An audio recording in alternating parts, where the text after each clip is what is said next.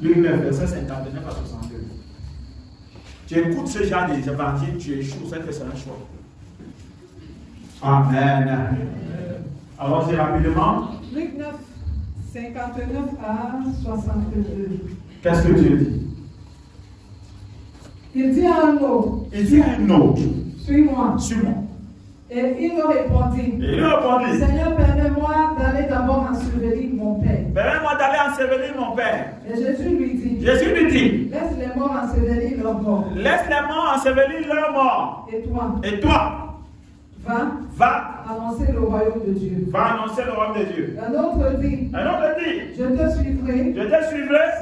Seigneur. Mais permets-moi d'aller d'abord prendre le congé de ceux de ma maison. Permets-moi d'aller prendre congé de ceux de ma maison. Jésus lui répondit.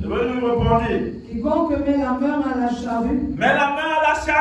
Et regarde en arrière. N'est pas propre au royaume de Dieu.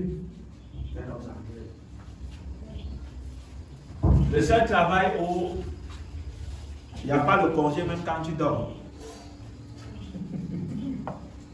c'est l'œuvre de Dieu. Parce que imagine-vous, on finit, on prie, on prépare le message. Parce qu'en fait, pour venir donner un message comme ça, il faut le préparer. Il doit être en vous. Vous devez vivre ce message avant de le transmettre. Et maintenant, quand donc, vous finissez, vous priez pour les gens, et maintenant vous allez dormir. Vous dites, bon, maintenant, là, il faut que moi aussi dors. Aujourd'hui, là, peut-être mes réserves de prière, s'il vous plaît, ne faites pas ça chez vous. Parce que les gens vont dire que j'avais aussi les réserves. Tu te dis, bon, ok, les réserves de prière que j'avais fait depuis des années, là, et même pendant la soirée, là, vraiment, aujourd'hui, là, je suis fatigué et dors. Pendant que tu dors, Dieu te transporte dans un problème pour te donner la révélation dans la vie de quelqu'un qui est même têtu. Là, tu comprends que l'amour de Dieu est très compliqué. C'est-à-dire que s'il y a une personne que tu pouvais imaginer, peut-être même avoir les informations de sa vie, ce n'est pas celui-là. Mais Dieu te fait travailler. Et quand tu sors de cette vision, il te dit non, il faut prier pour lui.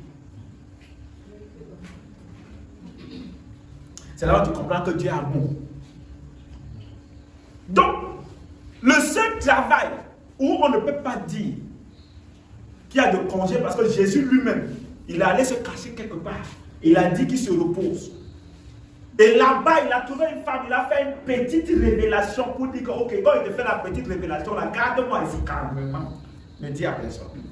Dès qu'on lui a fait la révélation, elle est sortie. Elle dit, le voici. Le sauveur, le voici. Et là où il s'était caché, on est venu le trouver. C'est pour dire que lorsqu'on décide de suivre le Seigneur, il n'y a pas de repos. C'est le jour où on part. On peut souffler, mais il n'y a pas de repos. Il n'y a pas de repos. Le repos, en fait, on peut le prendre en disant, ok, moi j'ai toujours pris peut-être des repos comme ça. Le jour même que je m'en vais même prendre l'endroit là où je dois me reposer, quand je dors, c'est en ce moment-là que je sens que, merde, voilà telle chose. Le repos même de fois qu'on prend, c'est pour mieux se préparer à travailler.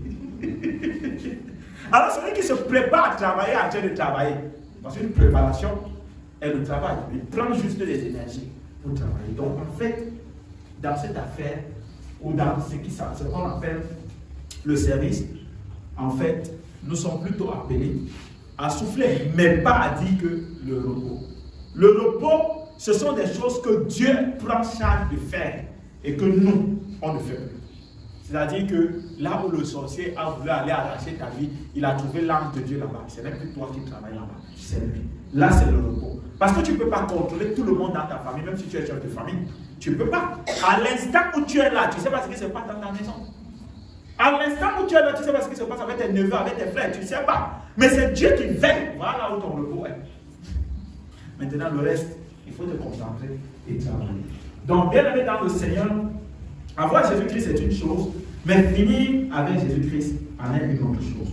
C'est pourquoi on peut être bien à l'instant où on a reçu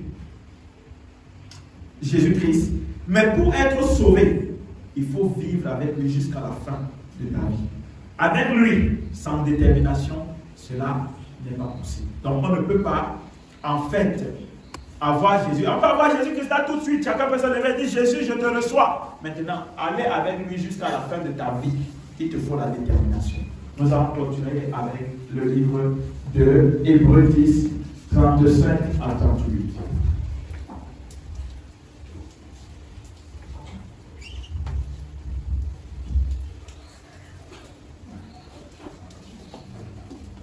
Hébreux 10, 35 à 38. Oui.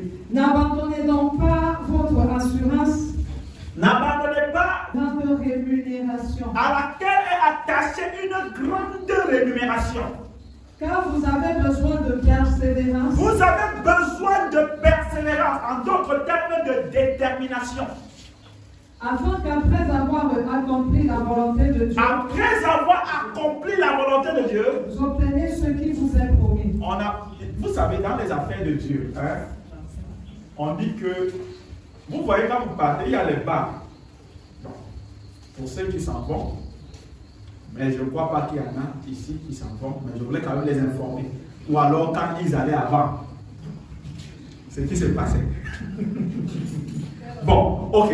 Je continue quand même, ce n'est pas ce qui nous intéresse de passer. On regarde devant. Quelqu'un avait dit la vie c'est devant, c'est ça l'histoire. Ok, bon. En fait, avant, quand tu partais avant, pas maintenant, il y avait des endroits là où quand tu arrives, tu vois payer avant d'être servi. C'est la même chose avec la foi. La parole de Dieu nous dit qu'après avoir accompli quoi? La volonté de Dieu. Je reprends ça, parce que peut-être certains n'ont pas compris. Et il dit ça là-bas, mais il ne voit pas bien, il faut lire. Car vous avez besoin de persévérance, afin qu'après avoir accompli la volonté de Dieu, après avoir accompli la volonté de Dieu, vous obtenez ce qui vous est promis. Donc vous ne pouvez pas obtenir ce qui est promis si vous n'avez pas accompli la volonté de Dieu. Donc, en d'autres termes, payer. Donc, faire la volonté de Dieu, c'est payer.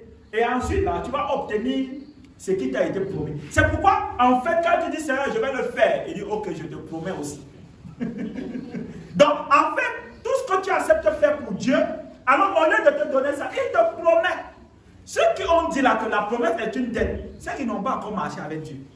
Lui dit ici que ce n'est pas une dette, jusqu'à ce que tu fasses ce qu'il a dit. Donne-moi amen en avance.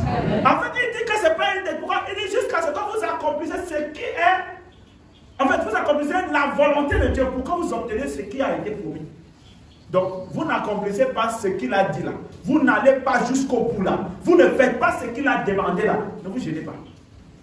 Vous n'allez pas obtenir. C'est là où on n'aime pas lire. Quand on lit, on passe vite. Aujourd'hui, j'ai voulu mettre le frein. J'ai dit, tu arrêtes mon pied là, je vais le faire en main. On ne peut pas passer comme ça. Il faut lire ça. Là, tu comprends pourquoi certaines choses peuvent retarder dans ta vie. Parce que tu résistes aussi à accomplir ce que Dieu veut. Oui? Encore un peu de temps, celui qui doit venir viendra et il ne tardera pas. Oui. Et mon juste vivra par la foi, mais s'il se retire, mon âme ne prend pas plaisir en lui. Ça veut dire que mon juste vivra par la foi. Ça veut dire qu'en fait, la foi qui nous amène aux actions positives, si on l'utilise jusqu'au bout, on vivra par elle. Mais si on se retire de la foi, en ce moment-là, on perd tout. C'est pourquoi ce que tu as commencé là, le plus important, ce n'est pas d'avoir commencé. Le plus important, c'est de finir. Tous ceux qui croient en Jésus et ont décidé de donner leur vie à Christ et de marcher selon le Seigneur, le diable se tient là et dit pourvu que ça tue. C'est lui qui vous envoie le message. Et nous lui répondons, ça va durer avec la détermination.